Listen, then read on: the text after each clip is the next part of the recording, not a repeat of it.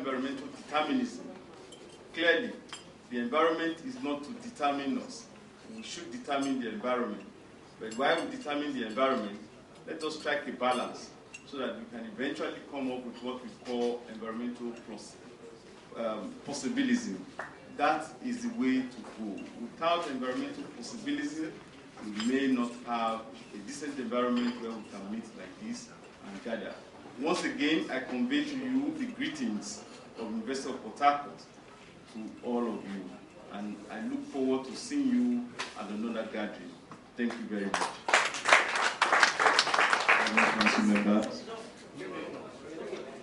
my big boss from Federal Fire Service, distinguished security agencies that are here, invited guests, my DG, ladies and gentlemen.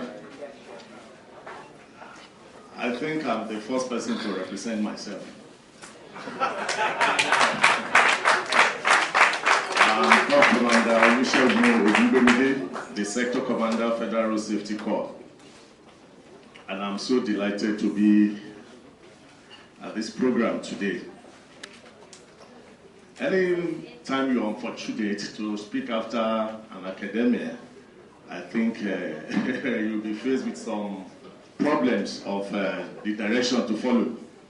I don't know whether I should adopt variation now or climate change, but maybe I should go with the international world that has adopted the climate change while Professor is still battling with his own decision. In year 2014, I was a unit commander at Lagos Island, and I had a health crisis. I thought it was a terminal one, because every morning we always feel this sensation. The feet, the hands get tired easily. And I remember 23rd of December, a doctor called me that they will need to take some part of my, I don't know, liver or kidney to check the coag, because I don't know what they call it, if blood clotting, before they will do a major surgery. And I remember 23rd December, 25th December will be Christmas. I said, no, I won't allow this man to spoil my Christmas. So I dodged. Coincidentally, the same period I was posted to Anambra State. And as God will have it, I stayed in the one I will call a bush very close to the capital city. I think it's where Jim Ike came from, this actor. And I was living in the midst of heavy vegetation. And I realized under 1 week that all the sickness disappeared. And anytime on return to Lagos, anytime I look at people, I look at people that are carrying health crisis all around by virtue of emission, not because they are actually sick. So coming here today, I have that one at the back of my mind. That anytime we talk about climate change, it should be a thing of interest to all of us. Federal Safety Corps happens to be a member of NEMA. When we talk of emergency management, we're always there to play our own role. And judging by what the theme for today is, advancing innovative mitigation and adaptation action for climate change, we are fully involved in this. What are the things we have put in place to mitigate in this area to assist the nation? On a daily basis, people are being killed. We have major health crises. You know, ours is majorly on the highway. That's why we celebrated COVID era so much in Federal Road Safety Corps, because that was the first time we had a very wonderful air to breathe by virtue of the lockdown. And it was a beautiful one for clearing of the atmosphere. There was health improvement. We have rate of road traffic crashes reduced. I'm coming here this morning, unlike the previous days. We came in under 30 minutes from Ojudu to this place, which ought to have been about 2 hours before, because due to the fuel crisis, the road was free. Another getaway. And when I try to combine all this, should we look for a reduction in road traffic vehicular movements so that we can have better atmosphere? And I think that's what Lagos have been planning over the years with the introduction of mass transit. An average person that comes to Lagos wants to own his own car. And that's the major problem we are having. The atmosphere is huge, it's damaged, and we have flood as a resultant effect of our own doing. 5 vehicles moving from the same location to the same location, from the same family, on daily basis. And when you have about 50 people in a mass transit, it's an indication that you have removed 50 vehicles from the highway. And we say we don't know the solution to the problem of climate change. We know it. But the will to do what is right is what we are battling with. In Federal Road Safety Corps, our own area of mitigation is very simple. We know that one of the major causative agents in this issue of climate change is this offensive emission from vehicles. Lagos on daily basis parades 1.2 million vehicles moving all around Lagos road network. And I can assure you, if you are very vigilant, that more than half of these vehicles are not meeting up to the minimum safety standard that is required when it comes to emission. And these are the things we inhale on daily basis. These are the things that goes into the atmosphere to create the problem we are talking about. And what do we see? We see health crisis, we see flood, creating more damages to our roads, causing more crashes, killing people in the course of people missing their route and getting flushed out. So what we have done in this area is we have in our road traffic regulations what we call offensive emission violation.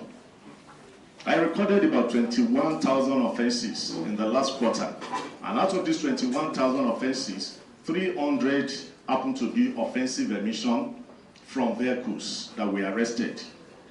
And that is not enough because we believe that 50% of whatever we intend to achieve is through enforcement. We introduce a policy that says we should go to, because major culprits are the tankers and these articulated vehicles. So they are loading in Lagos. Lagos happen to be their destination. We have an average of 360 tankers loading on daily basis on Lagos. We've not talked about the flatboats that are loading containers. So how do we capture this? We now introduce what we call safe-to-load process. It's a concept, a policy accepted and confirmed by federal government that we should take the battle to their homes. Any vehicle that is not meeting up to the minimum safety standard is not allowed to be on our roads.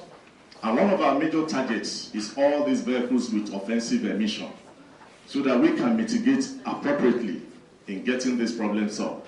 FRS is just one. We need the collaboration of virtually everybody that has a role to play in this regard, so that we can get it right. On this note, I want to further congratulate the organizer for this wonderful program. And I want to assure you that we are always together. Anytime you need our intervention in getting things done, we'll always be there. Thank you very much for coming. I bring a message from my MD, the MD of NECA Medical Services Limited, Dr. Mohammed Zango, who is unavoidably absent today, and he asked me to represent him. I didn't get the remit very well, so this goodwill message, I don't have anything written down, but disaster management, risk management, sustainability is something that's very close to my heart. But I'm talking on behalf of my MD now.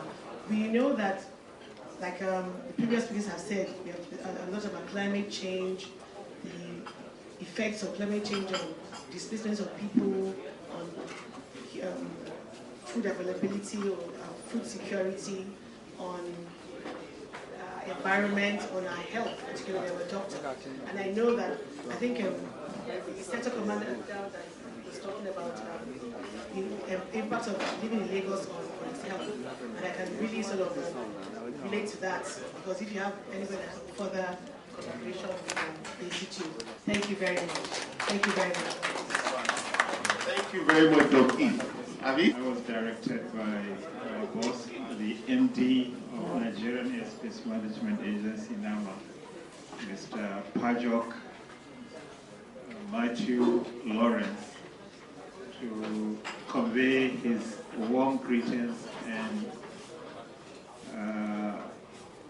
appreciation for being invited for this event.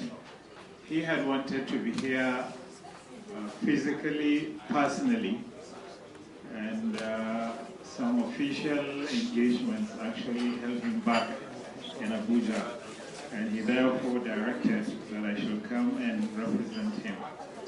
Hence my presence here today. The Nigerian Airspace Management Agency is the nation's air navigation service provider.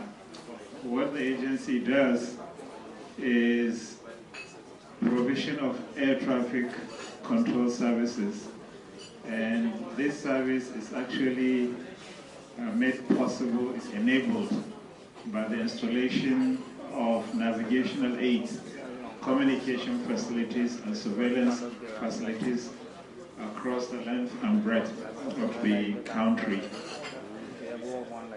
The agency, we can say, operates, if you like, below the radar. It is not conspicuous whenever you go to our airport. The NEMA operates at the background to ensure that aircraft take off and land safely from one point to another within the country and from this country to other countries in the world. So that is actually what we do.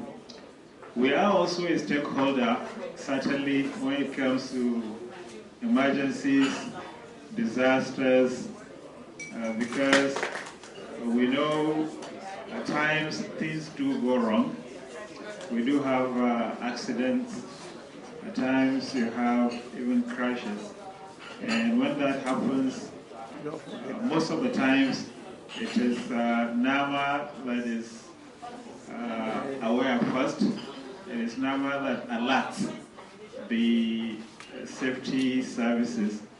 So in the event of a fatal accident, it is NEMA officers that will alert fire service at the airport, fire service in the town, and port health, medical facilities and institutions, and other search and rescue organizations. So basically, NEMA is equally a critical stakeholder when it comes to emergencies, crisis, and disaster management. And for NEMA to do a very good job, today, because of advances in technology, we are gradually transiting from what we call terrestrial navigational facilities and equipment to satellite-based navigation and communication equipment. So while conventionally, aircraft traditionally fly from point to point, that is from one navigational aid installed on the ground to another navigational aid installed at another location on the ground. Today, we are taking advantage of the advances in satellite technology to now fly more direct routes. So instead of, for example, an aircraft taking off from, say, Lagos to Abuja, departing Lagos, flying first to Ibadan, and then maybe go to Bida, and then turn right into Abuja, which was what used to happen. Today, taking advantage of satellite navigation, the aircraft can fly more direct routes. So on departure, instead of departure Lagos, for example, instead of going to Ibadan and then Bida in Niger State, the aircraft simply, as much as possible, fly direct to Abuja. Everyone's responsibility. You can agree with me, a few months ago, we saw what flood did to many states in this nation.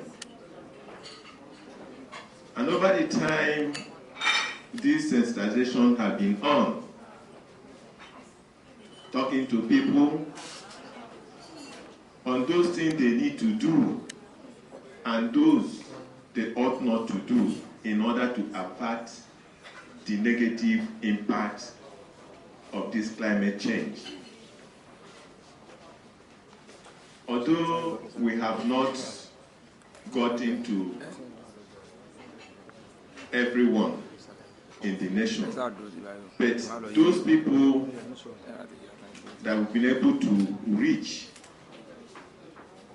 if they adhere to the instructions being given to them, I think some of these things that we're experiencing or we experienced last time, it will be minimized. And when it comes to fire service where I work, the fire service in Nigeria was established in the year 1901 as a police fire brigade. In 1963, when Nigeria became a republic, the Federal Fire Service was created.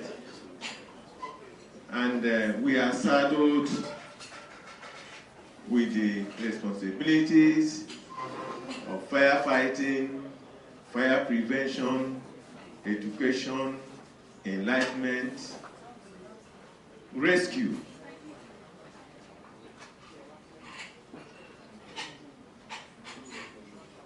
In Nigeria today, the Federal Fire Service has its presence across the country.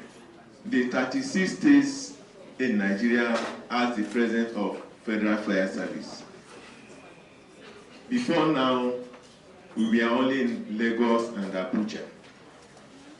But because when you look at the capacity of some states in Nigeria, they are unable to manage fire safety in their various states. I believe that was why the federal government now gave the instruction that Federal Fire Service should move to all the states in Nigeria. Here in Lagos, we want to also thank the government of Lagos State, because if other states in Nigeria have done what Lagos State is doing, we are going to have an environment that will be a little bit fire free.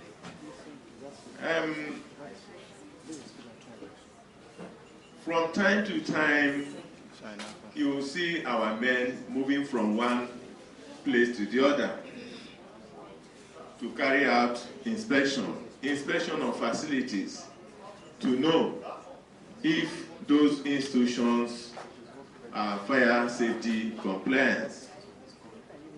You can agree with me that prevention is better than cure. Even when it comes to climate change, prevention is better than cure. So after inspecting those facilities, if we make some observations and recommendations, we get back to the institutions via our reports, safety reports. And then in compliance, we issue fire safety certificates. We have what we call PE, the Plant Examination Division. Before now, people build their structures, anyhow they want it. But in advanced world, they submit their drawings, building plan to the fire service for for verification. So when they bring the drawing, we look at it, we check whether the necessary fire safety has been embedded in their drawing. If those things are not there, we make our input, we make our recommendations. Like here we are, if from the drawing stage, if we are looking at this place, we look at what is the occupancy load of this hall.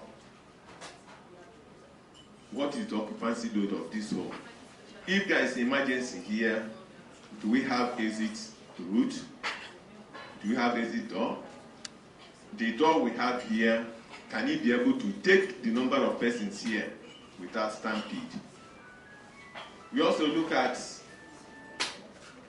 the materials used in construction. How long do they deter ignition? What is the resistance rate of those, fire resistance rate of those materials? This door here, where does it swing to? Is it outward or inward? It might be here several years, and passing this door, you'll be making use of this door. But in the time of emergency, you will not be able to know, you will not be able to remember that this door swings out. Or when you get to that place, you expect this door to open for you so that you move out immediately. We look at those things and give our recommendations. Fire service is saddled with so many responsibilities. When it comes to flood, we are there to carry out rescue. When it comes to plane crash, fire service is also there as the lead agency. When even a pussycat or a dog, any pet falls into a well or into in draft, the fire service will also be invited. So we have so many services to render, but the problem is, most people in this part of the world, we don't value safety. We have a problem when it comes to recognition of safety. You can agree with me here that you can only be secured if you are safe. If you are not safe, you can't be secured. Is that true? It's true. Maybe the academicians here can help us, to make research on that. And I believe, as we are looking into the climate change today, let us know that this climate change also brings fire outbreak. It's one of the causes of fire outbreak. We have not experienced wildfire here, but it's climate change that causes those things. So let us be conscious of fire. And once again, I want to thank the organizers again and wish us a fruitful deliberation. Thank you.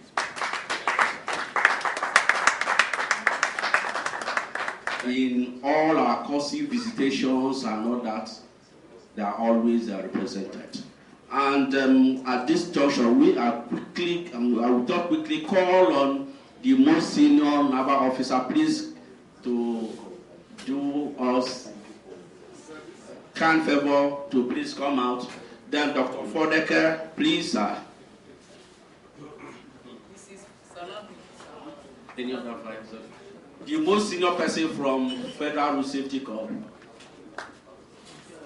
in recognition of CMS contribution to advancement and promotion of safety and disaster preparedness and response in Nigeria. So I will call on our doctor, my mentor, my father, to quickly do that for us.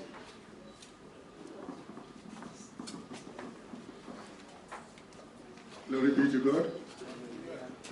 On behalf of the most particular honor to present to you on our behalf in recognition of your continuous untired efforts to keep the flag flying.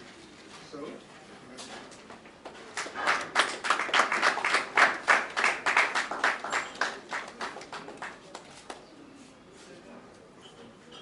well, I'm told that there's another job again.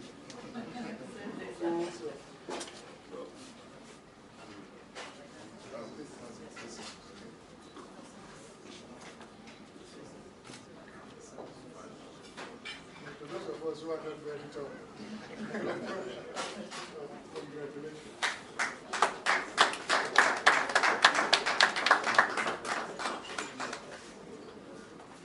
And this is the certificate. Please keep the flag flying, because the sky is the beginning. It's not the end. Congratulations.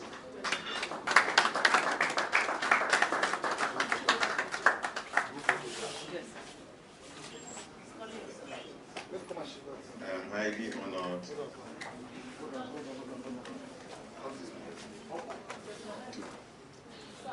I didn't know that a day like this would be for me, to have such an award. And this has shown me that whatever you are doing, whether secretly or in open, eyes are watching you. I didn't know, even when I was in Port Harcourt, that some people were watching me. When I was in Akwa Ibom, Enugu, people were watching me. And here in Lagos today. So I want to appreciate you all for finding me worthy to be, a recipient of this award. This award, I am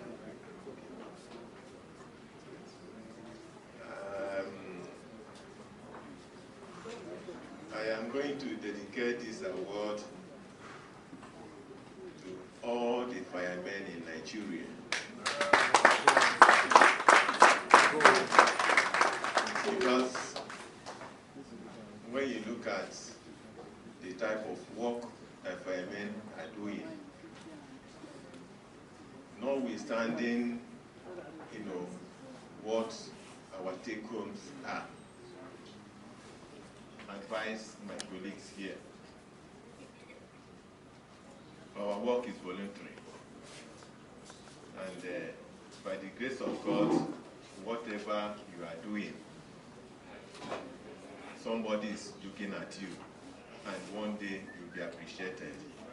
So I want to thank you once again for this honor. God bless you.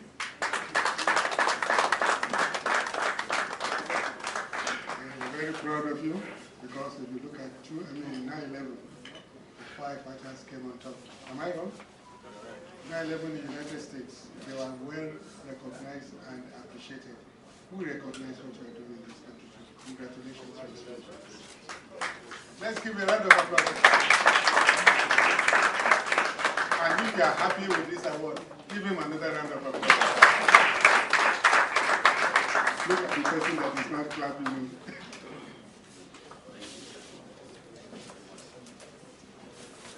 So, members of the high table, I want to say a big thank you for this privilege. Director, thank you, sir. Please come and sit. Indeed, some life stories, a few scenarios. The first question is, why should we be concerned? I don't intend to go far into this. All of us have validated it. We have said why we should be all concerned. Give us the first snapshot.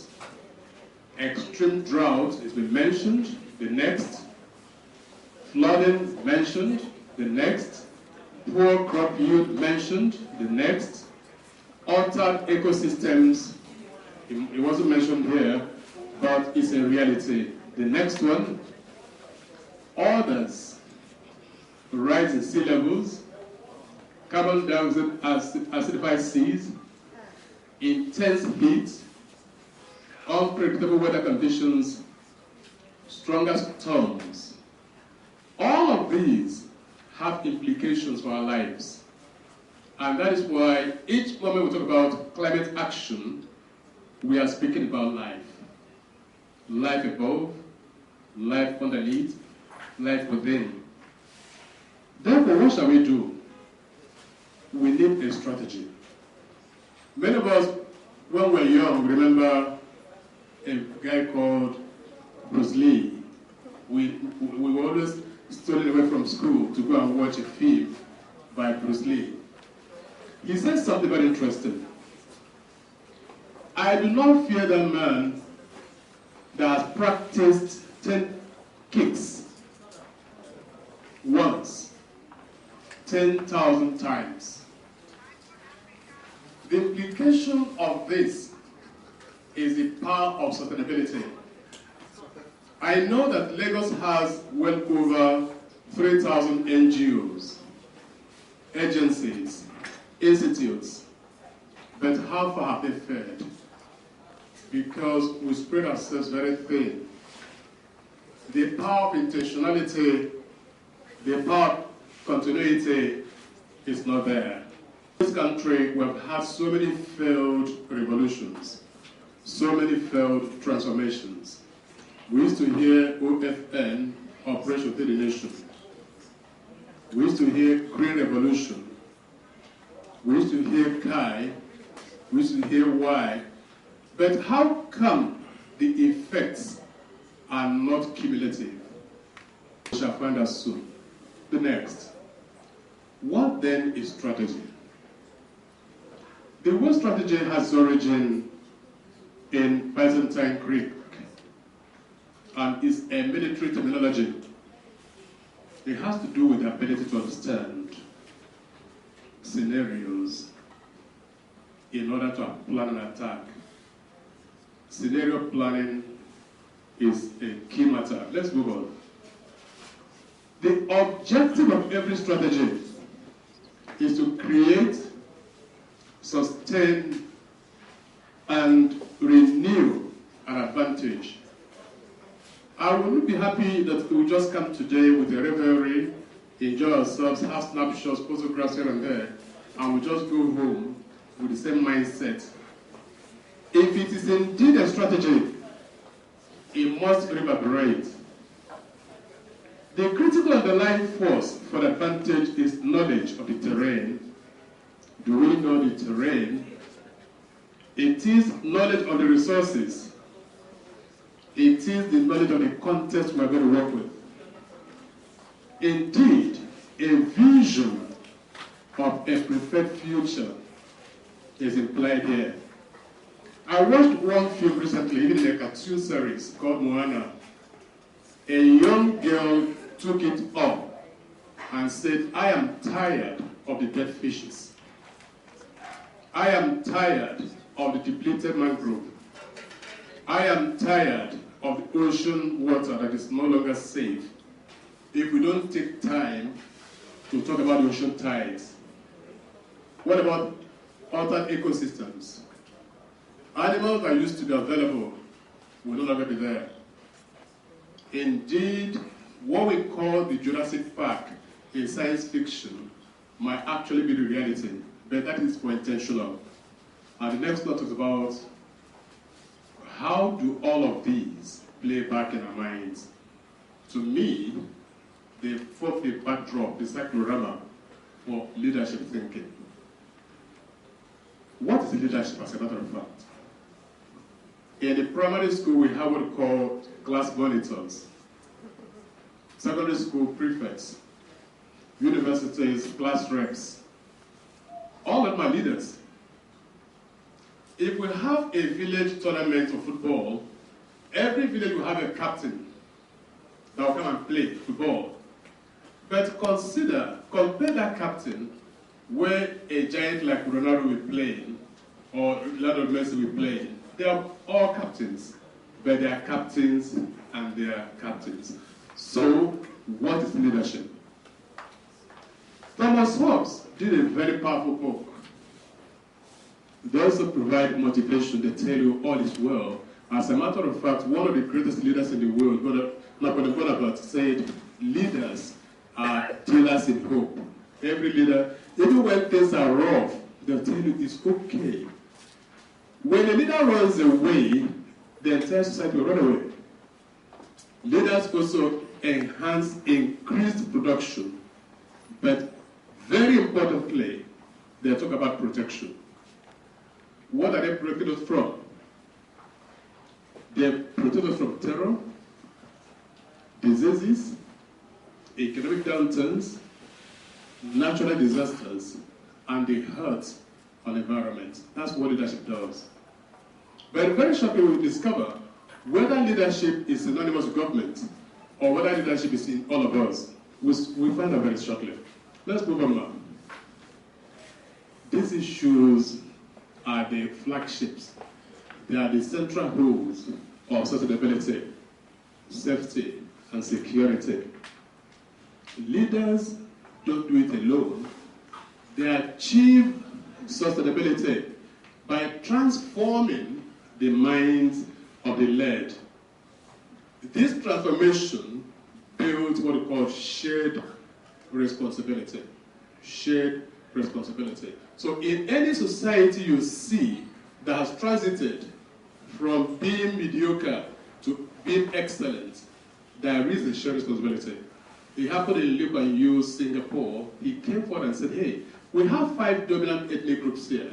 We don't even have a strong police force. Not talk about the Navy. There was none. But he said, we have a duty to hand over a prosperous nation to the next generation. He realized they didn't inherit the place from their ancestors. Rather, it was a loan from the generations to come. And he began to do something. Transformation helps people to master themselves. You see, if we know ourselves well enough, we will begin to know that plastic bottles are not doing us any harm. But today, they are not doing us any good. But today, people think, if the government is not watching, dump it. It's only when we know who we are. Leadership begins with a sense of identity. Who are we? Today, a typical Nigerian child feels very excited that dad has promised, I'll go to study in England. I'll go to study in Canada. I began to wonder, if all the people who are going to inherit this place ultimately run away, nature abhors a vacuum. Foreigners will come and take over. Of course, we realize this. Every animal, every creation survives in its own habitat, which is why in the animal kingdom, elephants will survive where they are surviving. Mushrooms will grow where they're supposed to grow. It's only humanity that is not sure on where to be, especially in underdeveloped societies. If you have managed to travel around the world, like some of us have done, you realize that certain parts of the world are terrible terrains. But people are there, making it happen. Israel is a very terrible terrain, hilly everywhere. Indeed, they had to invent what they call drip irrigation. Because if you pour water from the sky, it will not work. Somebody had to invent making sure the roots got the water. In any case, the water was not enough. If you pour it from the sky, from the top, it will not go round. So they were given injections, drips to the roots of the plant. And you would see a very small plant with mighty yield. That was innovation. But it has to do with the power to understand who they are. It has to do with the power to understand how to manage themselves. It has to do with the power to understand the environment, how to circulate the environment, and how to manage relationships. We call that emotional intelligence, which is why I'm thinking that if we must understand anything climate, we must talk about the psychology of climate change. It is an attitude, no matter. And psychology deals with attitudes.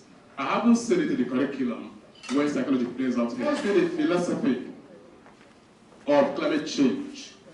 Because philosophy is the search for the ideal.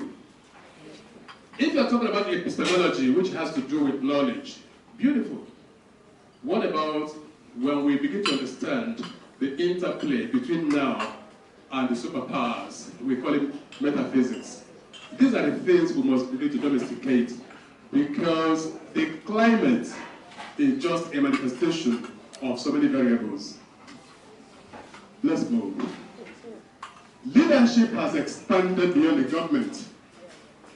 If we understood what I explained as emotional intelligence, it will mean, therefore, that a leader has to lead himself first. He has to now lead his family. He has to lead a little expanded zone. He has to lead a state, a nation, and become global. To that extent, therefore, leadership is concentric. It begins from a core and expands to limits you cannot imagine. That means that government alone is not leadership. There are stakeholders like this institute. We are a very veritable stakeholder. I like the endorsements from the government quarters today, from the high and mighty, amazing. But please, we must go beyond the revelry. The fanfare will soon be over. We'll begin to pack the plates, begin to go the floor. After that, what stories can we tell? This message must transcend today. It must be domesticated in such a way we have mantras, expressions that people can understand. It must be built into the folk tales. We must have narratives. Very shortly, I'm going to let us know the 7 critical people that must be involved in creating a revolution. We'll get there very shortly. Let's move. Since we are talking about the climate and environment, let's take a look at the things we always discussing. There was a man called Smalley. Smalley, a professor, he won a Nobel Prize at the time. He listed 10 things everywhere in the world people are looking for. One of them water, one of them power, one security, one absence of terror. He listed 10 things in the hierarchy. And I was excited when Jeffrey Sachs, the author of the SDGs, Jeffrey Sachs studied economics under Lipson, under Samuelson. And these were called welfare economists. And distinct from Keynes economics, financial, who was more of money, macroeconomics. But Sachs came and made a proposal. He said, ask this question: can we actually end poverty? Let me ask it here. Can poverty end in this country? Yes. Let me start from here. Nigeria? Yes. No, tell me something. Altruism on the part of all of us. Altruism? Yes, sir. Okay. Which I think is something that seems to be missing in our collective DNA. And Okay. I like it. Collective DNA. Yes, sir. Because, so you're going to make a comment on it. you know, like somebody says, you can't speak more than one bed, you can't drive more than one Yes, car. yeah. You know, so we really need to be able to, every one of us can to do re-engineer. something. Yeah, re-engineer. Maybe not socially or capitalist, socialist. Yes, yeah. Find a way. You also make a comment. Yes, Very to interesting. make, we can eradicate poverty. Okay, sir. Just one comment here. I want to be honest. Yes. Be honest. Yeah. You're a man of God. Be In honest. Africa, Yeah. honestly, Yeah. I don't think End poverty. We can only reduce it, yes, but honestly, to eradicate totally, I don't think it's possible. Okay. With what I'm saying. Okay. Okay. Poverty can be reduced. And again, it depends on the definition of poverty. Okay. Yes, because there are a number of factors that define poverty. So I don't know the perspective you're coming from. Yeah. But if it's economic poverty, of course income can be Enhanced. Yes. And we know that income is not distributed. Income is earned. Yeah. And so to that extent, not everybody can be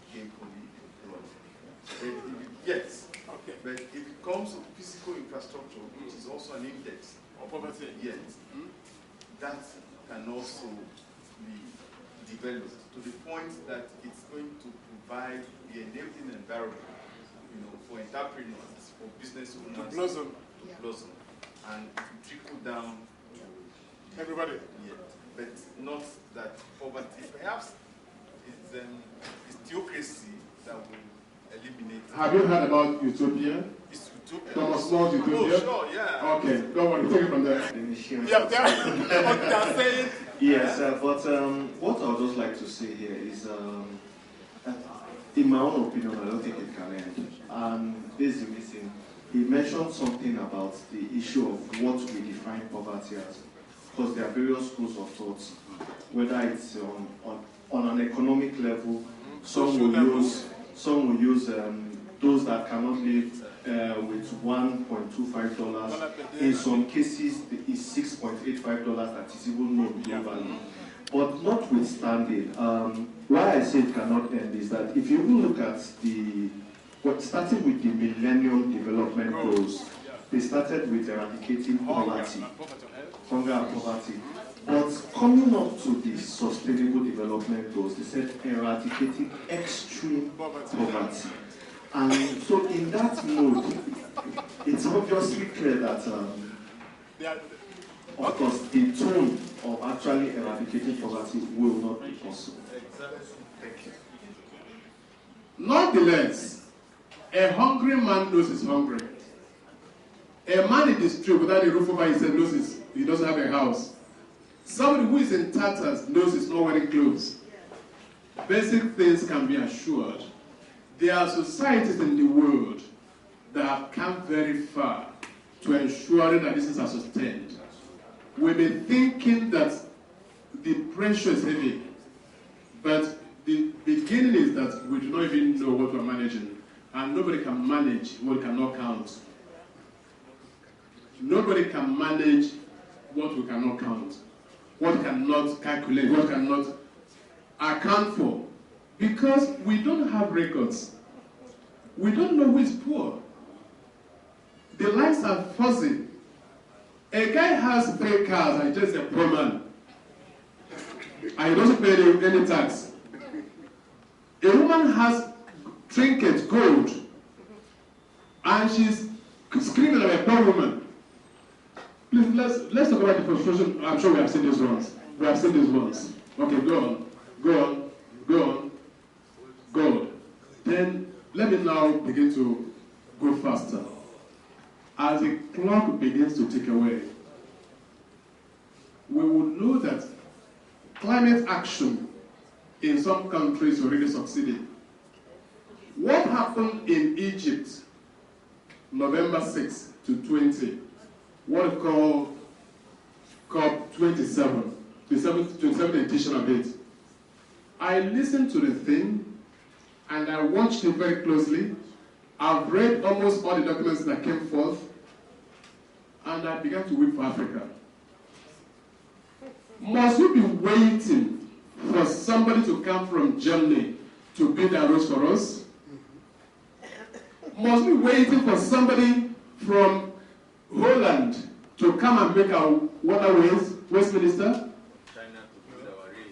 Must we be waiting for somebody from England to come and build our toilets? No. It's amazing to me. Imagine the AU building was donated by China.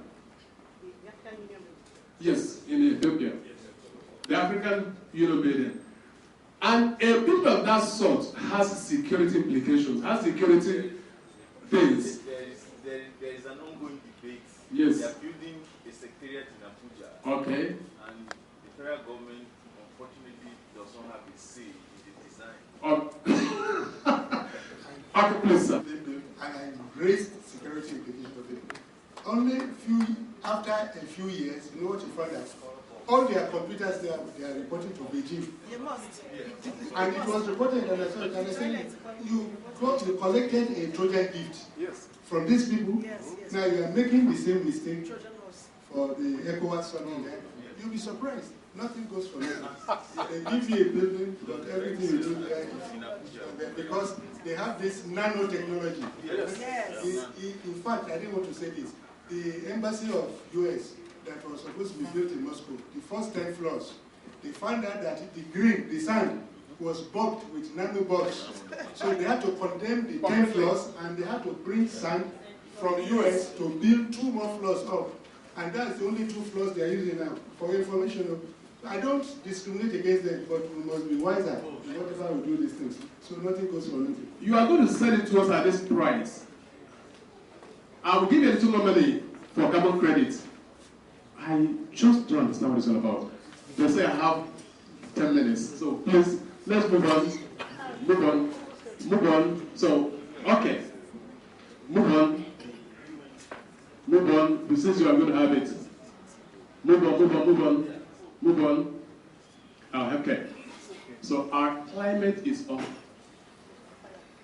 climate change. I mean our focus on climate change. Let's move a little further. Let's see what it is. It's some natural causes that can lead to climate change. One is called volcanic eruptions. What does a blast of an earthquake or even a volcano happening? They will change, the air system will change. Ocean currents. We thank God we are not within what we call the Pacific Ring of Fire. That is why we don't have earthquakes here. But countries like Philippines that are very close there, you cannot guarantee the temperatures. What about orbital changes, different types of summer, variation of solar cycles, and move on, please. We don't talk about this one, but I just needed to talk about the statistics. When we talk about fossil fuels that lead to common green gas effects, they cause 2.9%, industrial process 24%, deforestation 14%, agriculture 12%. And this is where African countries are lacking. We are not industrialized. Therefore, we don't contribute to 24%. But many other things were implicated. The time to start thinking about this now. Begin to move, please. Okay, you read them. Move on, move on, move on, move on, move on. Okay. What shall we now do? It's also tied to the strategy to strengthen resilience and build adaptive capacity to minimize the impact of the climate. These efforts require seriously strategic planning, policy adjustments, global collaborations, among many others. Move on, please.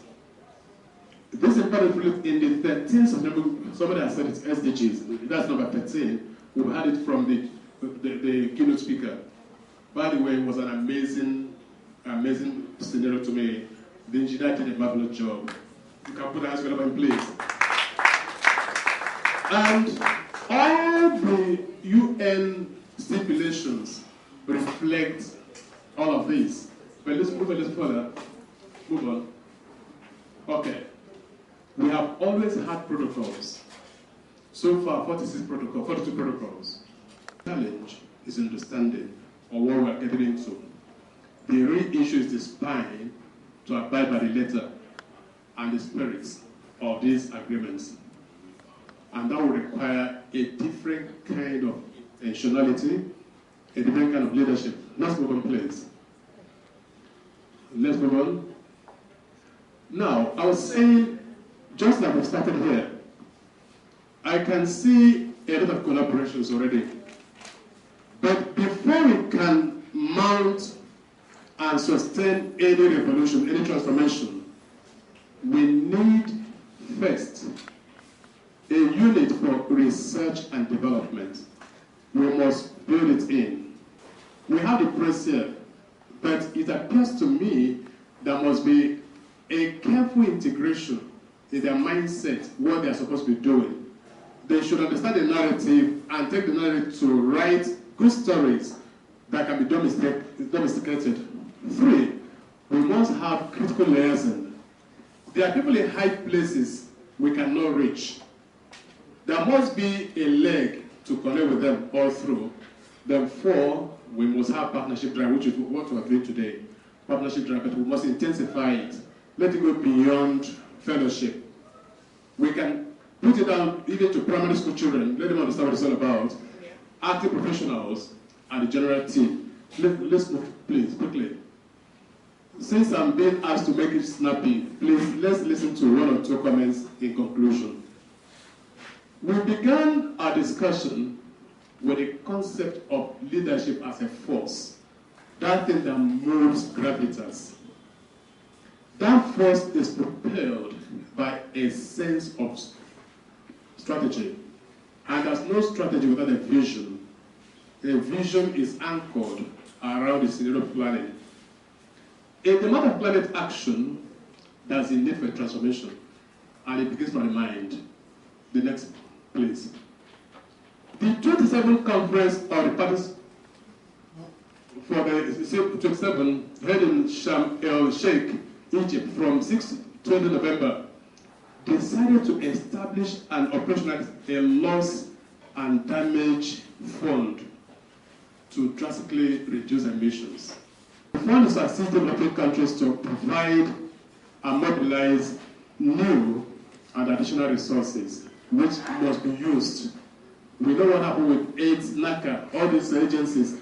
Where did the money go? The next one, this is not the first intervention to help Africa out of situations like this. But the key challenge is leadership. It has not allowed us to maximize this. We must do a lot of mind searching to ensure that what is meant to be used not be used.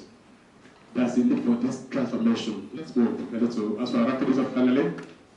This transformation requires stakeholders who must share a vision of a better tomorrow. That powerful speaker, someone who is also, very vast in this. Okay. We ask you to stand here for the whole day. You have the capacity to do that. Thank you very much once again, sir. Thank you. Please, I just want us to quickly, within a minute, I want to call, we have some birthday celebrant today, so that we can exercise ourselves a little before we go into the next presentation. Because the next one is very critical, and that one is going to be handled by Dr. Eugene Itwa, who is an environmentalist, and he will do justice to what we are looking at here today. And that Dr. Ford will moderate it. So 2 of them will be able to sit down within 5 minutes to do justice to what we are discussing. They are going to give us the implications, the outcomes of this COP 26 and 27, the implication to the private organized sector and all that. So they will do that in the next couple of minutes. But I just want to claim the indulgence of my father, my mentor, Dr. Ford, his birthday.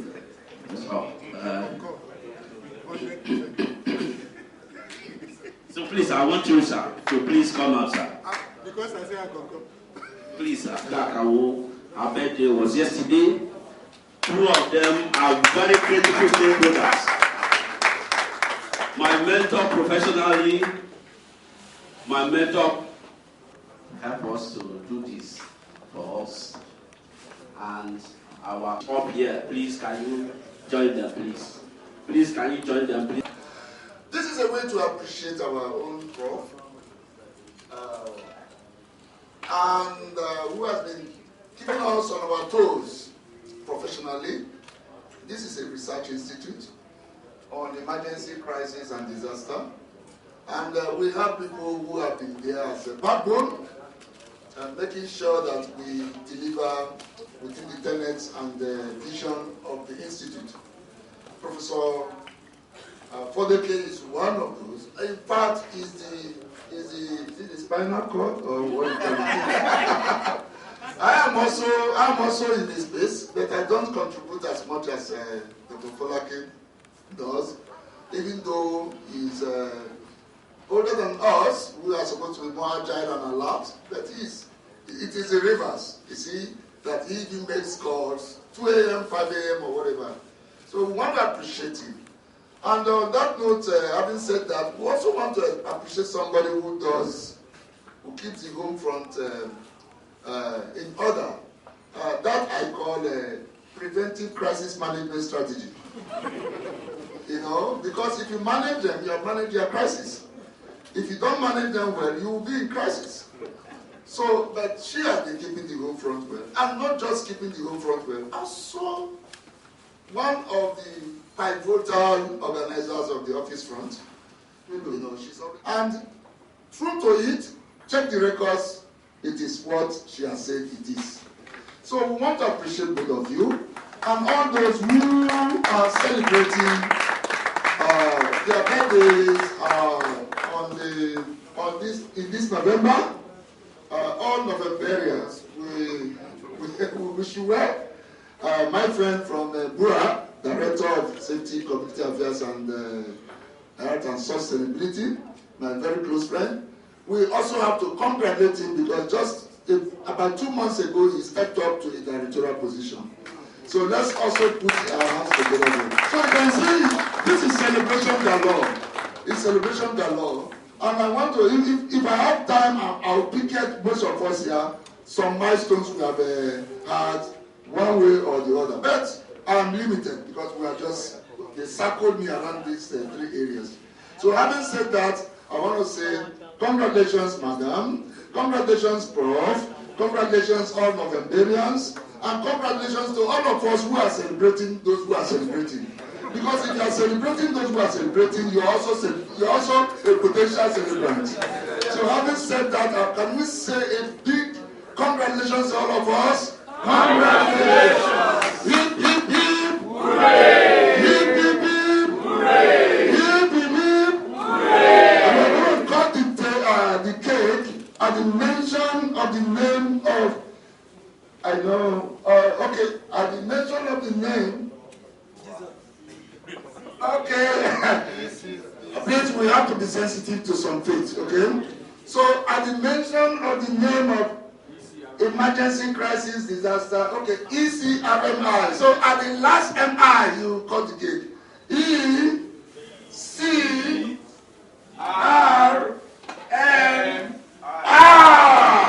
Congratulations! Thank you very much. Thank you. I'm representing my boss here. I'm person of Mrs. Adesheye Margaret. She is unavoidable absence today, or she may join us before the end of the program.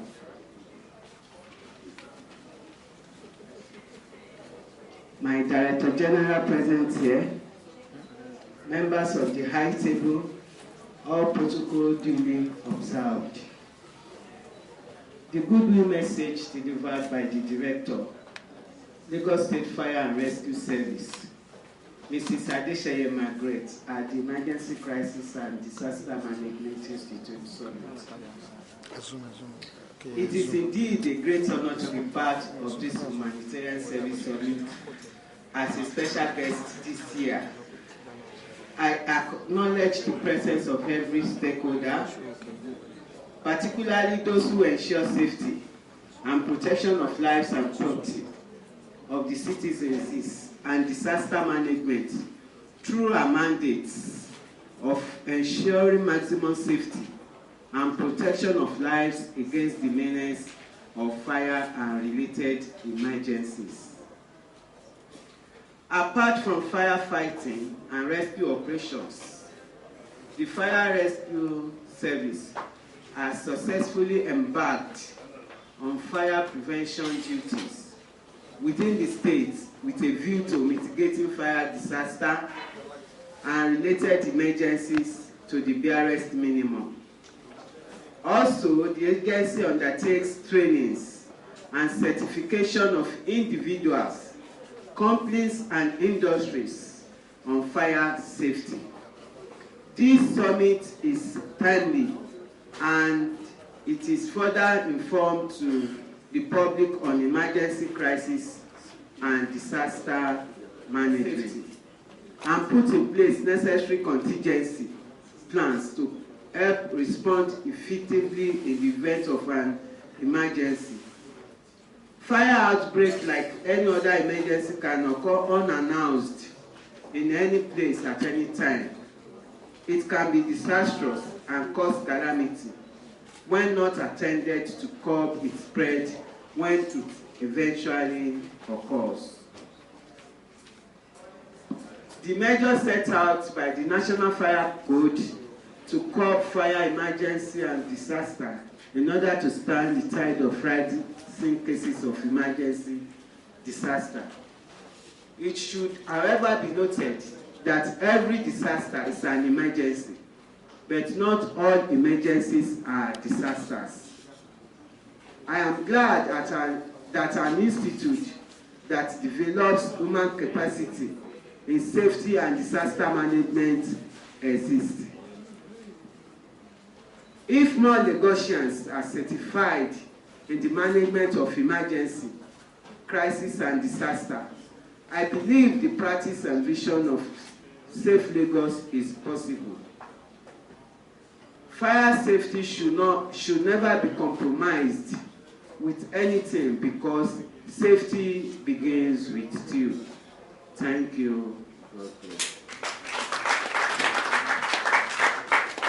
Thank you very much. Please, fire safety, you know, a lot of properties get destroyed from time, and just because of our negligence and thinking that fire can be pushed away. Please, let's give her a round of applause once again. That is very, very important. We're discussing the COP 26 and 27, the outcomes, the implications on the business sector, the organized business sector,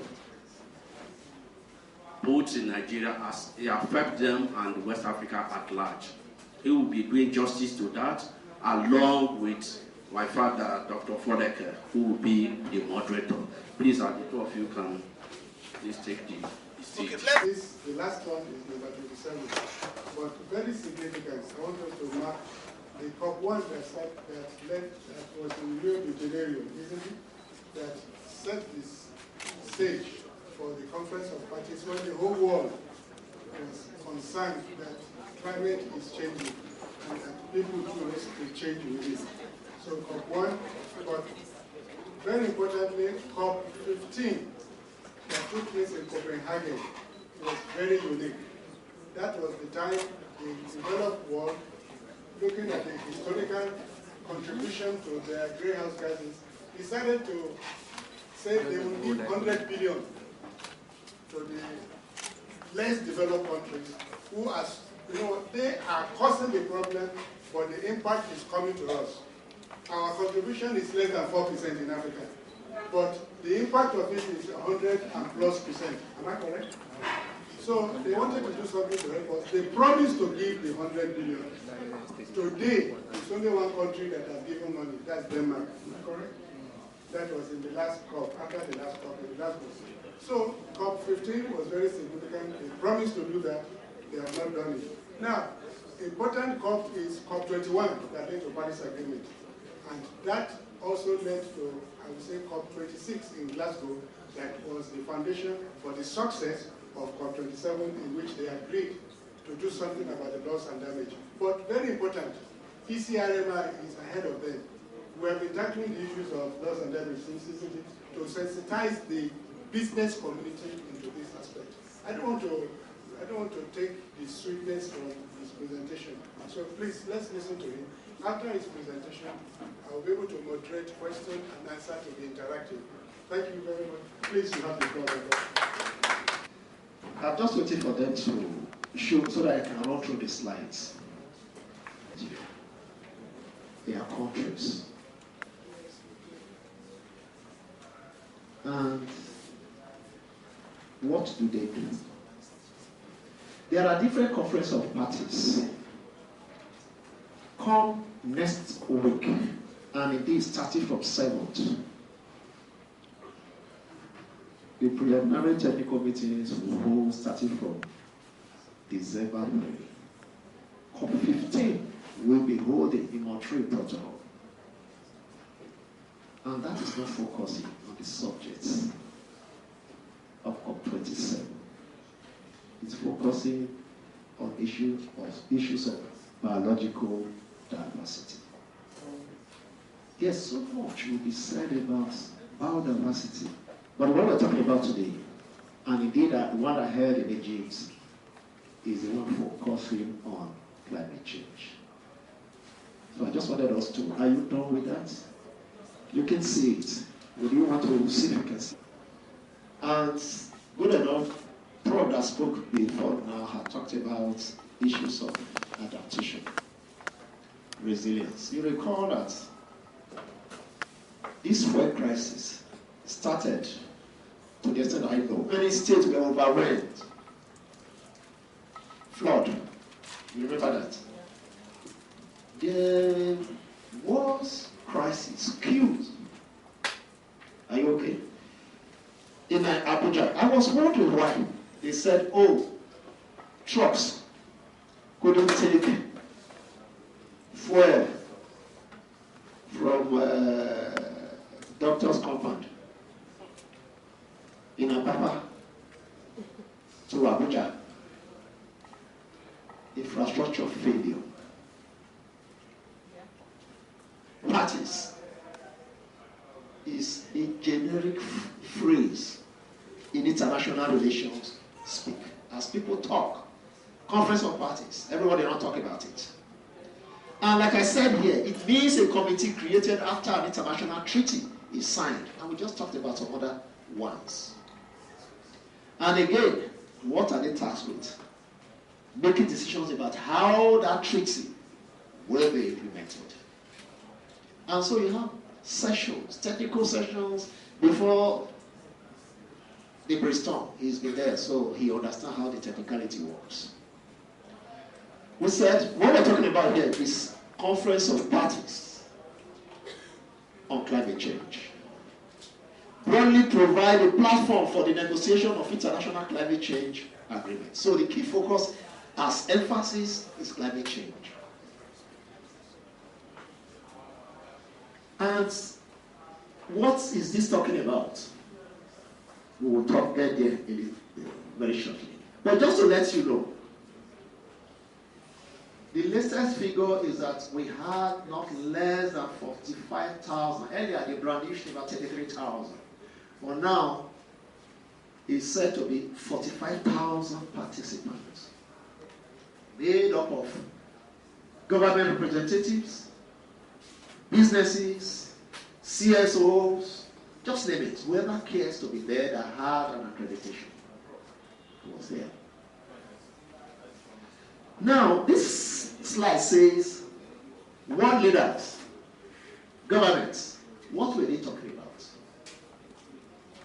They were negotiating, talking about the impact. What can we do about climate change? Businesses, CSOs, and the like. They will also say those negotiations, the way you people are talking, will not meet our aspiration. You need to include this in what you are saying. You are over-ambitious. Oh, no. And so on and so forth. And so some will carry placards. There were people there that will also demonstrate to say, no, we cannot go that way. So each person had his own agenda while there. The government goes for negotiation. Businesses and others look for how they can accelerate their businesses or how they can make intervention in the negotiations that were ongoing. Now, the COP27 was set against this. The backdrop of all of us, I just talked about flood just now. And then you have drought. Difficulties for all of us when it comes to living. Do we want to do? What do we intend to do? For instance, in making a commitment, our president, if you recall, talked about decarbonization by the year 2016. He made that in Glasgow at COP26. And there were so many other pronouncements by others. Now, this COP is saying those pronouncements what actions do we have to catalyze, to galvanize, or even to accelerate whatever it is that is being done already? So, and that was what. Now, a package of decisions came up. Decisions regarding different issues or thematic areas. You can check the website of the UNFCCC. For those, again, UNFCCC, who remembers what it means here? UNFCCC, 3 C's. I was talking about what came out. The final decisions was signed by nearly 200 countries. From the major polluters and to the ones at the receiving end, the emerging countries. And he talked about that not too long ago. Even the island states that are also impacted. Then, Prof. Elia talked about the landmark deal that was struck on loss of damage. It's been talked about already. African nations as a whole will generate or emit between. Some people will tell you 3 to 4. Others will tell you 2 to 4. So let's leave it at 2 to 4. That the emissions we contribute to the global emission is just about 4%, maximum. If we even talk about reducing all our emissions, only 4% we're going to deal with. How significant is it? It's not. But then, again, going back to what our mentor has said, the ripple effect is very, very hard on us. More so that our adaptive capacity is very low. Just as we take everything, hook, line, and sinker, the suffering, we also take them hook, line, and sinker. And that is why we cannot take fuel if it rains from one end to another, and they suffer. How do we build infrastructure that are resilient? If you check, even when you have some very high environmental phenomena in some land, the infrastructure are not impacted. That could damage roads, but the infrastructure remains. But here, some roads, even rain can wash the roads off. So how do we build that capacity? All of that. But there are funds that are tied to it. Those of you that are interested in going, start preparing. It's in UAE. Emirates, you know that place now. But then, will you go there? If your government refuses to sort out the challenges they have with UAE, you will not go there, even if you are accredited. So, those of you government, tell our government to sort it out. Now, ladies and gentlemen, one other thing that was talked about was the money MDBs, multilateral development banks, give to us, give to those in Africa and some other countries that are developing, that they see the risk to be too high, and so the cost of fund is high. And so the amount they give to us, if elsewhere like in Europe they give them 2%, they'll give us 5 to 10%. That was also seen not to be good enough. Another thing, he talked about it, the 100 billion USD or whatever that was said when they gave it annually by 2020. Unfortunately, not so much. So much have we gained from that day. Expressing serious concern, and then urged developed country parties to meet their obligation. And so you have that. Then doubling down on the doubling of adaptation finance was also another thing. When you get this slide, you can read all of that.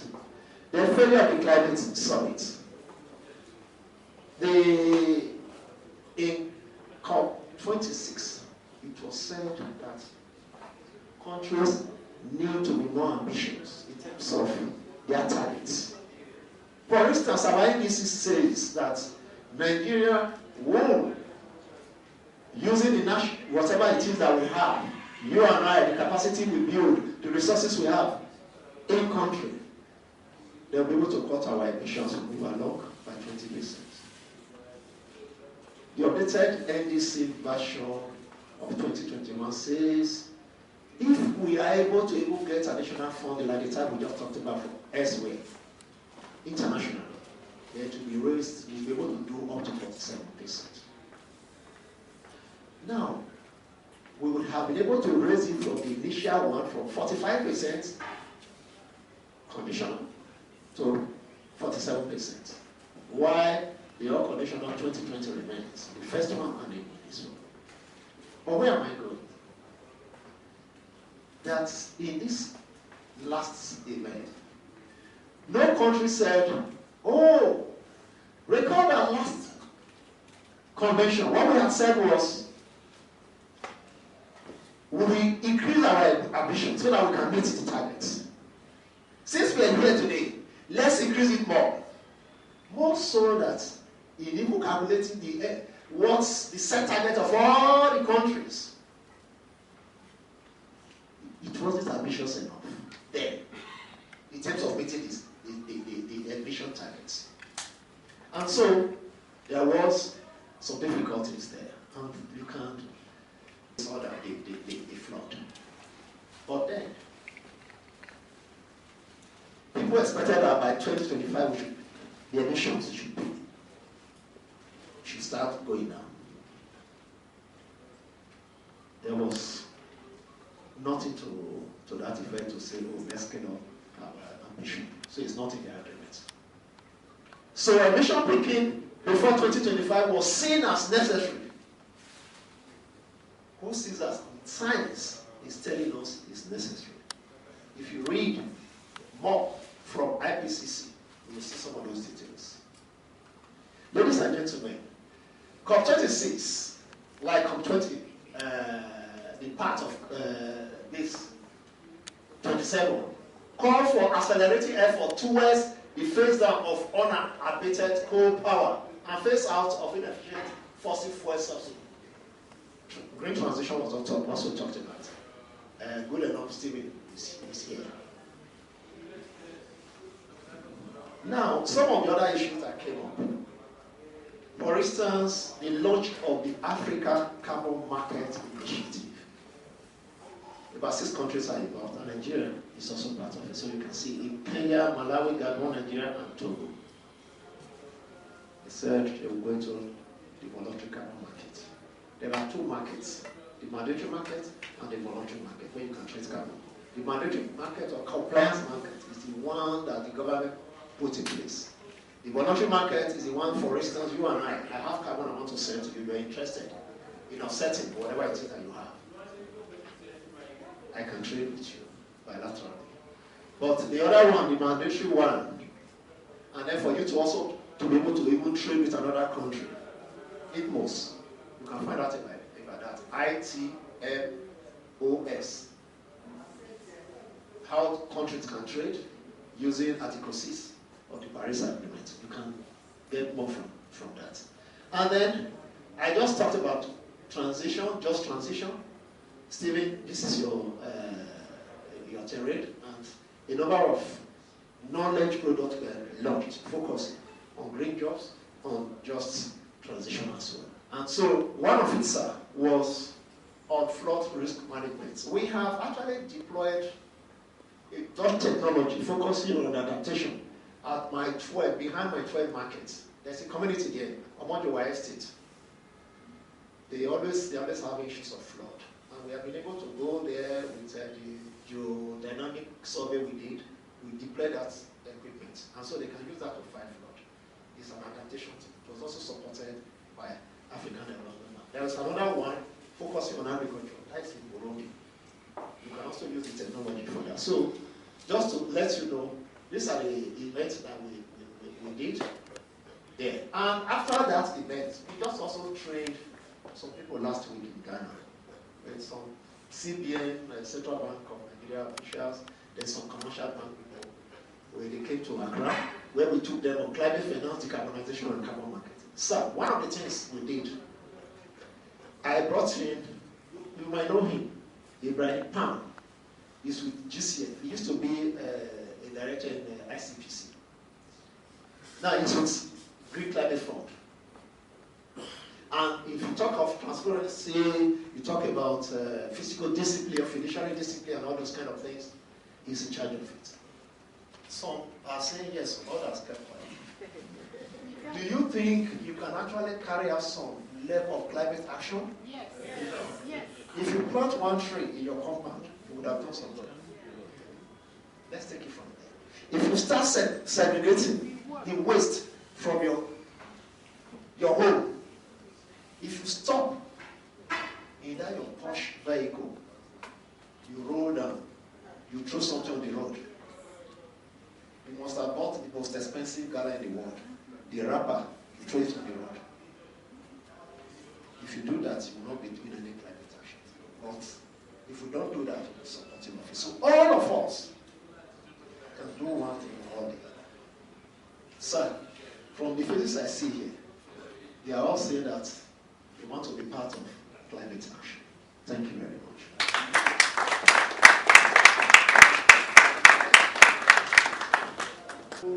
That paid my money as a consultant in AU. I was paid $10,000 a month. That's just $10,000 a month. When I was in Elizabeth. So I belong to that organization when I was in Elizabeth. So that is very good. Now some of them are multiplying it by 800 naira. Yes. Yes. I'm very sorry about that. So you can see that, do we need somebody else to come to Nigeria to tell us this where we have him? Now, he ended on a very good note. I said, leaving no one behind. And that's the one I want to moderate about. Every year, my brother over there, Ambata, knows that NTA used to call me.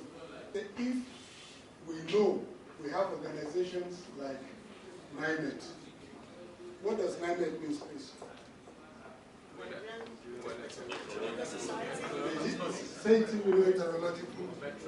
Nigeria of ECRMI. What did he say in the morning when he was reading? When disaster strikes, it is. Let's say when disaster strikes, it is the time to prepare has passed. Let's say it again. When disaster strikes, the time to prepare has passed. Now, when you have organizations like NIMET, the equivalent of what you have in US called NOAA, National Oceanographic Atmospheric Administration. NOAA, isn't it? You know that disaster that was to come, they named them of Hurricane Katrina, Hurricane Juliana, Hurricane James. In fact, Canada protested in naming one of the hurricane, one of their names. So when disaster is about to strike and you have warning months ahead, disaster, the flood of this year was mentioned 10 years ago, that disaster flood for this year will be grandmother of all disasters. Now, let me ask you, when this information goes out, apart from NIMET, there's other river basin authorities, isn't it? Yes. That they give out this warning. Please, what stops us from doing something? I want us to open it as a discussion. What stops Nigeria when you know disaster is going to strike? Just like when armed robbers tell you, I'm coming to your house tomorrow at 10 o'clock. And then you say, hey, they're rubbish. What stops us from doing something to make sure that critical infrastructure, lives are lost? Even if you bring relief later, can you bring back life that is? Please, I'm opening it for discussion now from what he has said and the necessary to be very prepared, because this institute is voted for one thing. It's for what? It's for what? So please, come and take the microphone from me. You want to say something. What stops us from waiting for disaster to strike so that we can now bring relief, bloody relief? What do I call it? What do I call it? Because it's bloody, blood has flown. What stops us, please? Please. No, it's total lack of preparation is what I feel. I want somebody to I believe that at the individual level we can do something. So if there is this media advocacy, people get to know, and then they even know what to do. I believe, we will avert some of this, but most times as individuals, we don't do anything about it. Actions from all parties. So the first thing is to identify those people who are critical stakeholders. Understand that, yes, those people have different roles to play. Who are the critical stakeholders? What are their contributions to climatic action, climatic change? What is it that they can do to make step change for us to have a better atmosphere or a better climate, better than what we have today? So, like, I'm trying to put so many initiatives together. The prof that took us earlier, lecture earlier, talked about stakeholder action, stakeholder partnership. We need to understand, coordinate all the stakeholders, ensure that they all understand their roles, and of course give them timelines. The same way UN is organizing the COP action, Conference of Parties, correct? We should also localize it here. Who are the parties in Nigeria? What else can they do? Or what could be their positive contribution to give us the step change we need for better climate? Again, government has a lot of roles. Yes, my sister says, yes, we have. Of course, we have personal responsibility. Yeah, but leadership speaks a lot. Okay? Like now, he is moderating this. He is the leader of this session now. So the way he dresses the bed, that's how we stay. That's how we rely on it. So leadership has a role. You have to steer the actions. You have to steer the ways. You have to give direction on how we should be able to do, who should do what should be done, and galvanize them to do it. These are the things we are supposed to do. So while we are agreeing that we have rules, the government has to show leadership. Thank you very much. Let's give a round of applause. We're going to discuss right now how do we stop the bleeding of the relief. It's to have preventive relief. Yes, so who wants to take the mic? Don't let it disturb environmental and the other one. Sorry, Ministry of Environment and Ministry of Urban Planning or so. It would have been nice for them to still be around to hear some of what they say, because of course, like you said, prevention is better than cure. And we all know our gutters and our neighbors are drains. But like past any drain, I just feel sad because, and of course, when you come on the drains, I live in Ikeja and lagoon, and the lagoon is now black. It's blacker than this is the color of the lagoon. Like a man area, the water is blue. The water is pretty blue. So something has gone wrong. We are living in muck right now. But I don't know. I remember back in the day, as a youngster, they used to, in DC, they would do something like, water is not, don't swim. I don't know. I don't understand that. But they put that in America, that don't swim in the water. Nobody tells you not to swim in the water in this city. People are fishing there, but that's a story for another day. The second thing is, of course, the young people are part of it. On CNN, you saw the young people, that girl that always runs the camera now. A girl from Scandinavian girl. Her name escapes me. That's the way we've been talking about climate change for like 3 or 4 years, since about 16 or 17. That is, her name escapes me, but I remember. So why can't we just engage ourselves by young youngsters as well to all these influencers? And if you open YouTube, you see 10 million, you see 5 million, you never dancing and breaking. That's not what I'm saying, but we can get people to do something else with the social media. I work with the security people, whenever they are on duty, they're always watching something. I said, why are you watching African Magic or whatever? Why can't you be learning something while you're sitting down there on security? So we can engage the youth and use social media as a tool. Thank you very much. Let's give a round of applause. I want us to focus on which are the responsible institutions to prevent flood disaster. I was reminding her that the Ministry of Environment, and urban planning, that's what it was in Lagos. Okay. So, there's Federal Ministry of Water Resources too, okay, water resources. And what's it called? Apart from NEMA, there is oceanography, is it not? Okay. Yeah, so they are still part of it. I think all of them should be brought forward. Thank you. Let me see your hand. Let me see your hand, please. You need to just send the information to ECRMI. so that we'll be able to put this information together. Our task is that leaving no one behind, and next year there will be no death from flood and disaster. If you believe that we should stop death from disaster, raise your hand up. Time to prepare. So if you are partnering with ECRMI, please raise your hand up. Let the angels take record. You are pro-life. You want to save life. If you want people to die, don't raise up your hand. Take note of them. You want people to die. But raise up your hand if you want people to want information. Please, I can see some people raising 2 hands. Let's clap for those people raising 2 hands. So we shall walk by the grace of God. Never again. No one behind. And no more deaths from flood or any disaster. I think that is somebody should take that information because they are going to submit information and create a WhatsApp group. The information we put together and we write a position paper.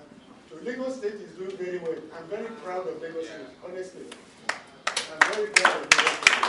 For all other states to resolve that the money they will bring for relief, let it not be bloody. Let them bring the money first to prevent and look for where these areas that are prone to disasters, so that you can do something for us. No one should die. Does anybody have to die for any disaster? When the white man goes this one, my brother said the sort of Netherlands people, they're using an example. Before flood comes, they know where the flood will pass. They collect the flood. You know what they do with the flood? They use it for irrigation during dry season. They use it for aquaculture. They use it for hydroelectricity. They do that for. You can also collect rainwater in your homes too. So these are these ideas. We want to package this idea for ECRMI for intervention to make sure that when disaster strikes, the time to prepare is enough. Now is the time to prepare. When this water has gone down, next year I'm going to ask you by the grace of God, if I'm alive, and I believe I will be alive, so that I'm able to see the result of this meeting. Please, we are taking, the one that is taking video, take record of them. All of them have raised their hand. And we are all working with this together. One for all for one. Leaving no one behind. God bless you all.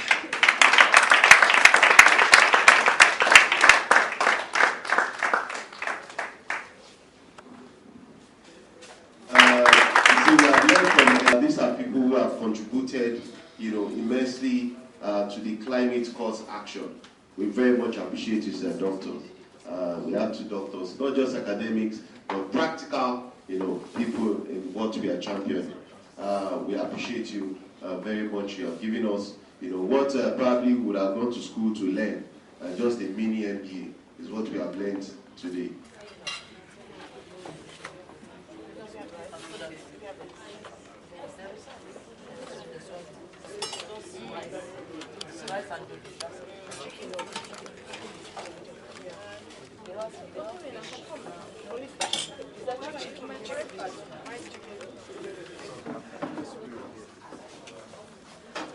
Did you see him?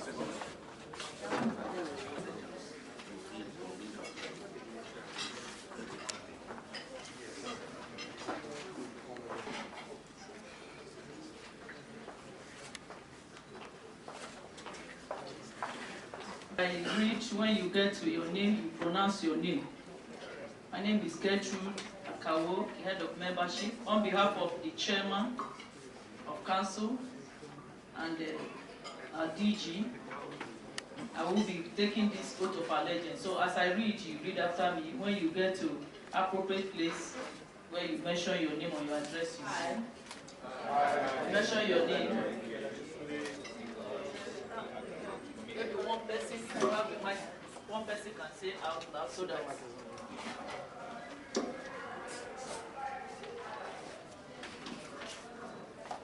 I mention your name, currently residing at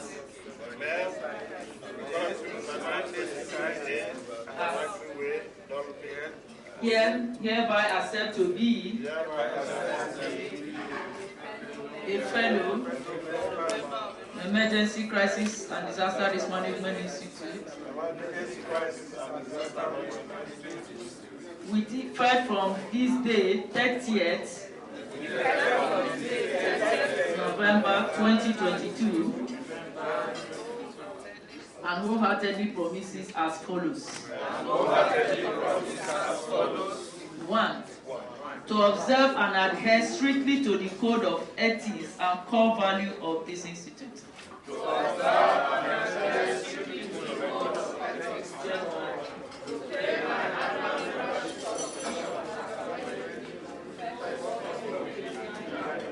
to attend training courses and other courses of the institute. To avoid interfering with the governance of the institute. To avoid any utterances and behaviors that are likely to tarnish the image of the institute.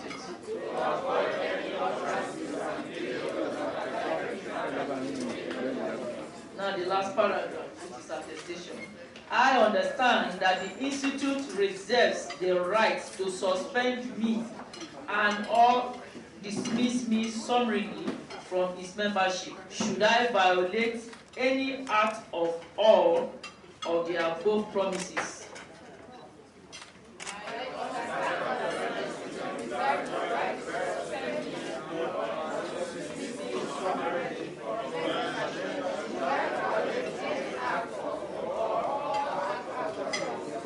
Which are, I also understand that I will try my possible best to ensure that the institute attains higher heights, and I therefore pray for the willpower, zeal, and wisdom to enable me adhere to this oath of membership, so help me God. I also understand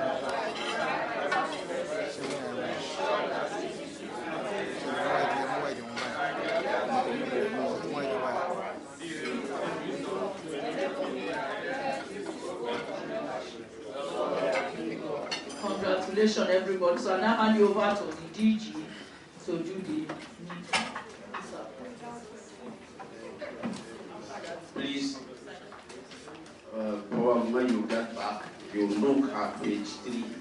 You see our professional code of conduct. I want to appeal to every one of you, as you will be inducted today as fellows of the institute. You are the mirror and ambassadors of this great institution. Please don't get yourself involved in any legal activities that will drag the name of the institute to the world. Please, you adhere strictly to the code of conduct of the institute. And if you are found wanting in any way, the institute have the right to withdraw or call back your certificate. And again, don't say because you have been given your certificate today, and when we have programs, you won't participate. No. Make out time. Each program that you attend have a credit point. Don't think that fellow is the last grade of membership, the top yet. So you need to work towards getting that. And in any way you can support the institute, please, we need your support in your various organizations and whatever capacity you can support the institute. I want to make it very clear that this institute, one of the fellows, he would have been here today if not the campaign, is the Commissioner of Water Resources and Energy in Jos, Plateau State. We met last year at a function like this, at our induction in Port Harcourt. And after that, we discussed. We have several over the years tried to get our bill passed at the National Assembly. But on such occasions, it failed. Money, everything wasted. He called my attention to it. Choose, please, I'm going to assist you in this capacity. Called him, said he was going to get back to me. That was it. The next 2 days, he just told me, get the bill, the draft bill, make 12 copies, bring them to me at Abuja. I went to Abuja, I went with some council members. He took us directly to the Deputy Speaker of the House of Representatives. That was it. He saw us through the first reading, the second reading, the third reading and the concurrent reading yesterday. We didn't pay a dime. This was done by a member, a fellow like you, and I believe you can do better than that. We believe you can do better than that. So please, we will be presenting a certificate to you in whatever way. You can come anytime. My lines are open. Whatever areas you feel that we need to improve, please get back to us. It's your institute. We are just trying, we are just a vessel being used by God to do this. And what we are trying to do is to harvest it now, but people behind us, we are trying to lay legacy. This is our only little way of contribution to the development of this nation. Dr. Foreka will be presenting the plaques and the certificates to every one of you. And then other officers here present with us. Each of them will have that opportunity of presenting it to each of you. And we'll have a group photograph and a handshake with every one of you. And we'll close up the program. Thank you. Sorry. Sorry, hold on. No. Yeah. Sorry, hello.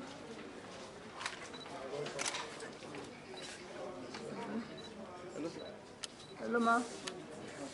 This is my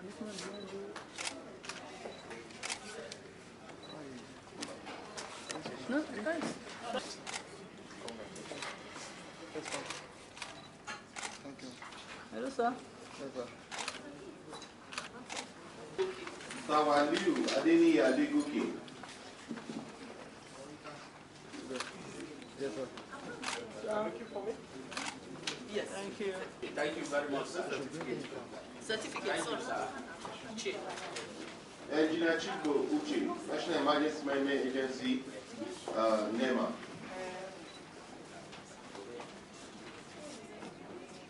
Hello, ma. You're covering it already. Hello, ma. Hello, ma. Yes, ma'am. One more, please. Thank you.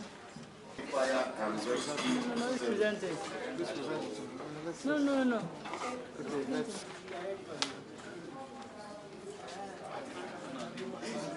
Okay, yes. Okay. Can they acknowledge it? Hello, ma. With your oath of allegiance and submit back to the Secretariat. Certificate.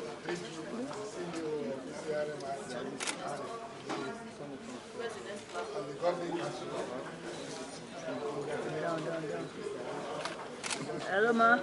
Look here, sir. Hello, sir. Hello, sir. Hello, sir. Sorry, one more, ma. Hello, sir. Ma, one more, please. Thank you.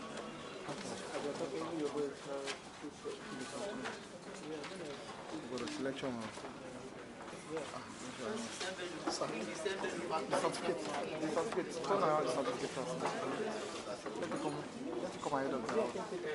Oh, yes, sir. Thank you, sir. One more. Thank you, sir.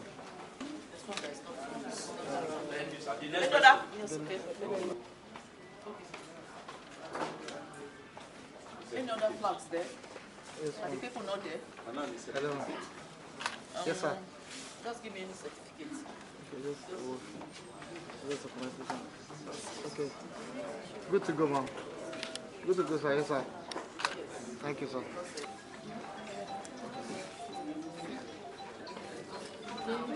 Yes, sir.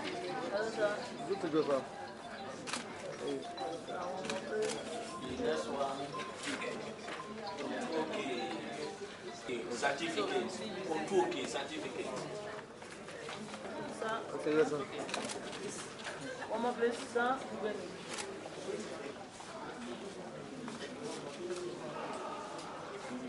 Is there any other person again? Yes, sir. We're done, sir. Okay, sir. Yes, sir.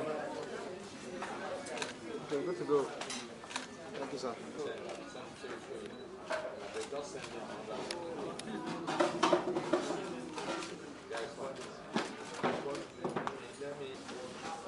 deciding to read after me. Put accordingly. I, currently residing at your address, hereby accept to be professional member of Emergency Crisis and Disaster Risk Management Institute with effect from this day and wholeheartedly promise as follows. 1. To observe and adhere strictly to the code of ethics and core value of the Institute.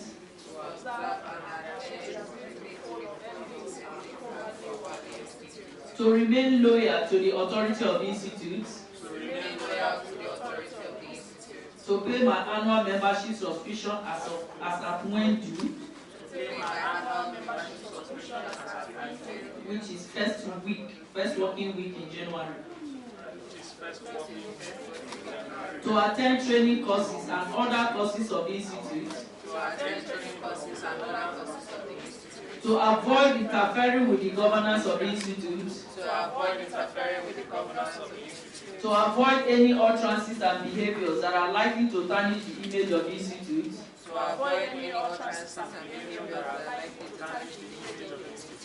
I understand that the Institute reserves the right to suspend me or dismiss me summarily from its membership. I understand that the Institute reserves the right to suspend me or dismiss me summarily from its membership. Should I violate any act of the above promises? Should I violate any act of all of the above promises? Which are voluntarily made by me. I also understand that I will try my possible best to ensure that the Institute attains higher heights, and I therefore pray for the willpower, zeal, and wisdom to enable me adhere to this oath of membership. So help me God. I also understand that I will try my possible best to ensure that the Institute attains higher heights, and I therefore pray for the willpower, zeal, and wisdom to enable me adhere to this oath of membership. So help me God. Congratulations. Thank you. So my DG, sir, I hand them over to you for inductions. Please, their certificate. One, which is a matter. Where is the certificate for?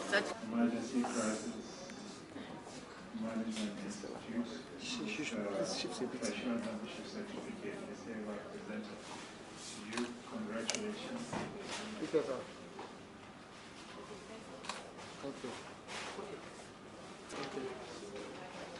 Hello, madam.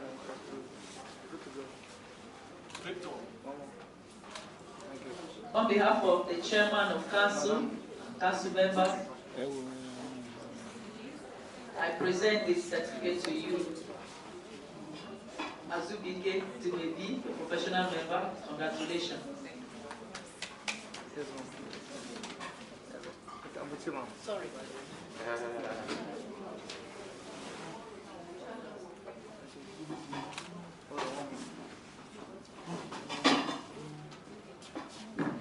The other grade of membership. Observe and adhere strictly to the code of ethics and core value of the Institute. To remain loyal to the authority of the Institute. To remain loyal to the authority of the Institute. To pay my annual membership subscription as of when due. To pay my annual membership subscription as of when due. To attend training courses and other courses of the Institute. To attend training courses and other courses of the Institute. To avoid interfering with the governance of the Institute. To avoid interfering with the governance of the Institute. To avoid any utterances and behaviors that are likely to tarnish the image of the Institute. To avoid any utterances and behaviors that are likely to tarnish the image of the Institute. I understand that the Institute reserves the right to suspend me. As I understand that the Institute reserves the right to suspend me. And or dismiss me summarily from membership. And or dismiss me summarily from membership. Should I violate any act of or all acts of the above promises? Should I violate any act or all acts of the above promises? Which are voluntarily made by me. Which are voluntarily made by me. I also understand that I will try my possible best to ensure that the Institute attains higher heights, and I therefore pray for the willpower, zeal, and wisdom to enable me adhere to this oath of membership. So help me God. I also understand that I will try my possible best to ensure that the Institute attains higher heights, and I therefore pray for the willpower, zeal, and wisdom to enable me adhere to this oath of membership. So help me God. Congratulations.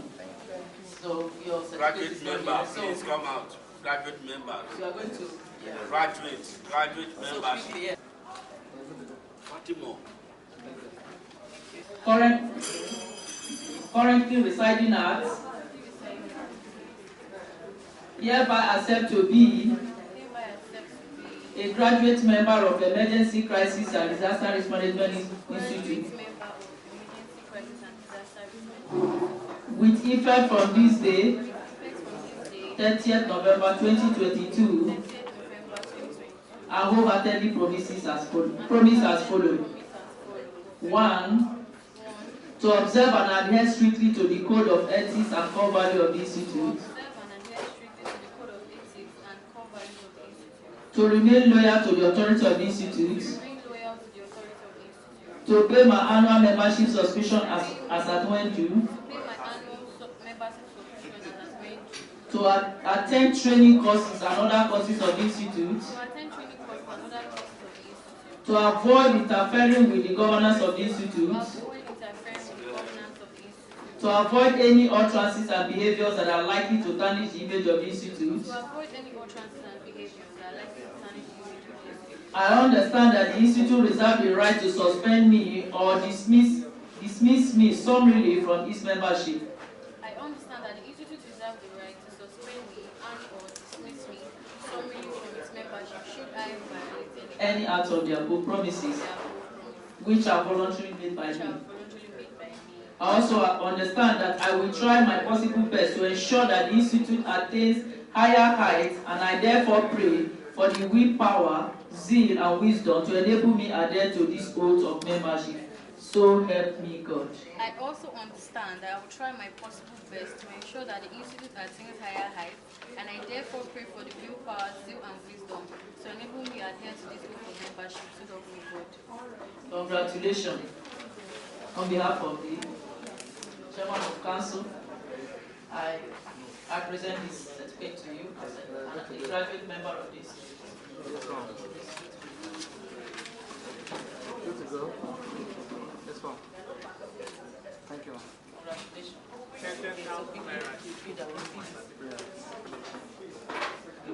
A minute remark, please, on behalf of other awardees.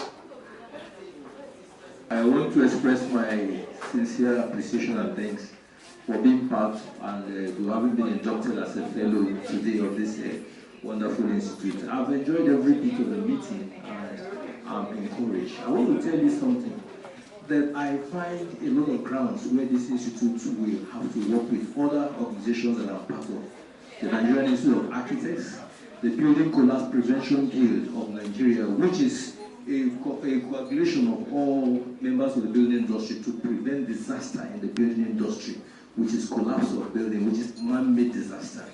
I've seen a lot of collaborative areas, and I can assure you that I, as an individual and a practitioner in my own area, will collaborate and encourage this institute to be part of a greater and a bigger involvement with other organizations. I can pledge that. I'm very sure I can do that. Thank you very much, sir. Thank you. Order from ILO, please, can you come and give us the closing prayer and the remark, please? Today has been a very wonderful day, and I'm still standing on the existing protocol. And we thank the Institute of Emergency Crisis and Disaster Management Institute. Today has been great. I also indulge all the people that have indulged into the fellowship and all the members to uphold strictly the aims and the objectives of this institute for us to be able to achieve what we are planning to. Also, I thank everybody that have come here today, and I also pray that when we're going, nothing should happen. You should travel safely and reach your destination safely. Thank you very much for being here and for having the patience to remain to this last point. I thank you immensely and hope that we all gather here for the next event. Thank you.